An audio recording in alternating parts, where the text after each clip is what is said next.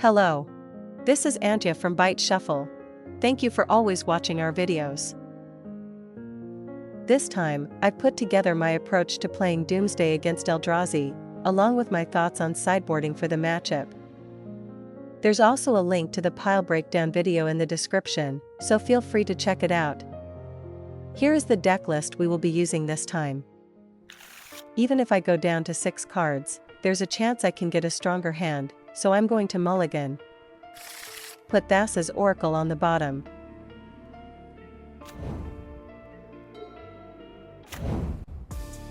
I was debating whether to go all in here, but I held back because I figured they were more of a blue tempo deck.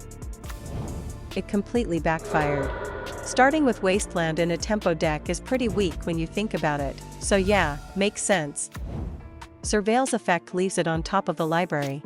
I'm planning to chain draw spells to fill up my graveyard, then use the Murktide Regent in my hand as a starting point to go on the offensive.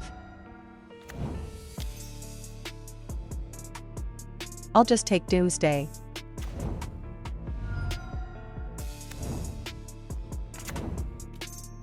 I'll play Murktide Regent.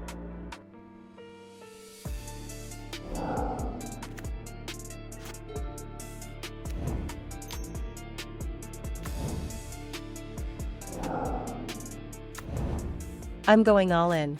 From here. Their deck includes cards like Eldrazi Linebreaker and Reality Smasher, which makes their clock surprisingly fast. In this situation where my mana is fully developed, I'd rather not include Street Wraith in the pile since it costs life to use.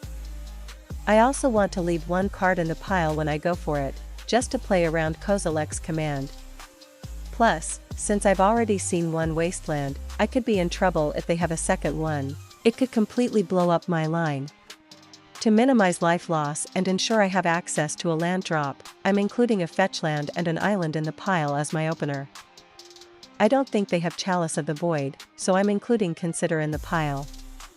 If Chalice of the Void is a concern, it's better to go with Street Wraith since it can't be countered by it. Just to be safe, I'm putting 2 copies of Thassa's Oracle in the pile. I built the pile in the following order: Island Thassa's Oracle Fetchland Consider.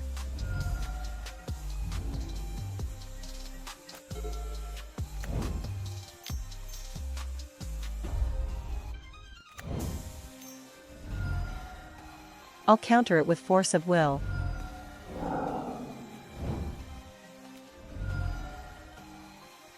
I'll cycle Edge of Autumn.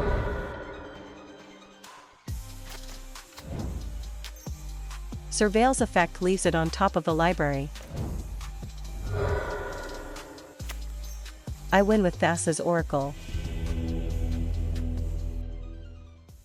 Before sideboarding, I'd like to review the list we used. First, the conclusion. I will explain it step by step. These are the cards in Eldrazi that can impact Doomsday. First, there's Chalice of the Void, Disruptor Flute, and Null Rod. Against these cards. To deal with those, I include cards like Force of Negation, Consign to Memory, and Hide on the Ceiling. In exchange, I take out Orcish Bowmasters and Tamio, Inquisitive Student. The reason for cutting Tamio is that the game tends to end before she can start generating card advantage, so her impact is quite low. Next is Eldrazi Linebreaker, a very tough creature for us to deal with due to its fast clock. The key point here is when the opponent pairs it with Cavern of Souls.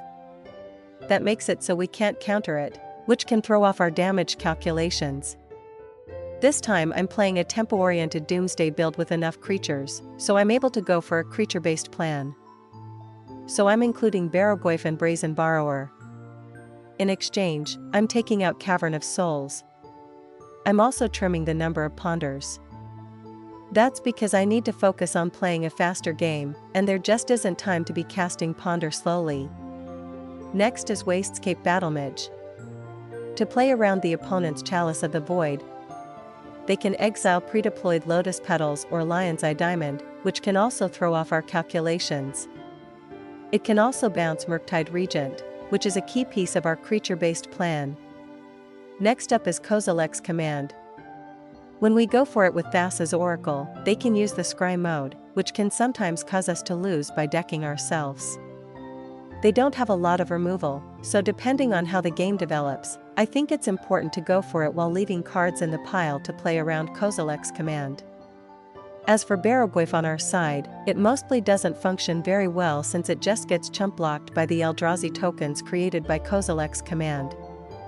However, if it helps stall the board, it still contributes somewhat by giving us more flexibility with our pile after Doomsday resolves. To sum it all up, when you're going with a creature-based plan, there are situations where you should be more mindful than usual about using hand disruption and counters against cards like Wastes-Cape Battlemage and Kozilek's command. Keeping this in mind can make a big difference. I'm going to mulligan since it looks like I might get mana screwed. The hand feels a bit passive, so I seriously consider taking a mulligan, but since I can disrupt their early plays and I do have lands, I decide to put the dual land on the bottom.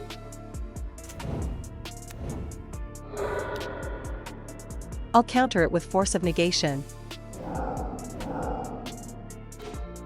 I was planning to lead with Ponder, but my hand ended up being flooded with lands, so I decided to start with Wasteland to slow my opponent down. I'm going to look for either Doomsday or a creature. I stack Thoughtseize, then Brainstorm, then Force of Will on top, and draw. The Disruptor Flute is naming Doomsday.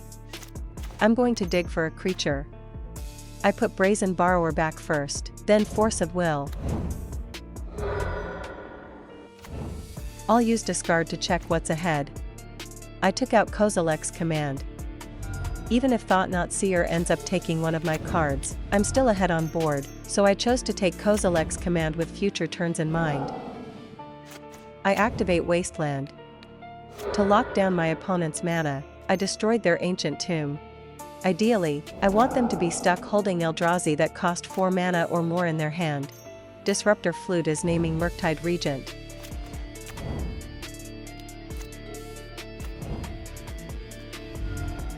I'm going to dig for Barrowglyph. Surveil's effect sends it to the graveyard. I cast Barrowglyph.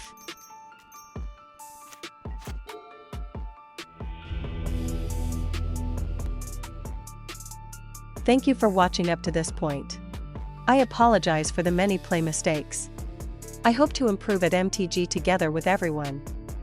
If you enjoyed this video, please consider subscribing to the channel and giving it a thumbs up. See you next time. This is Antya.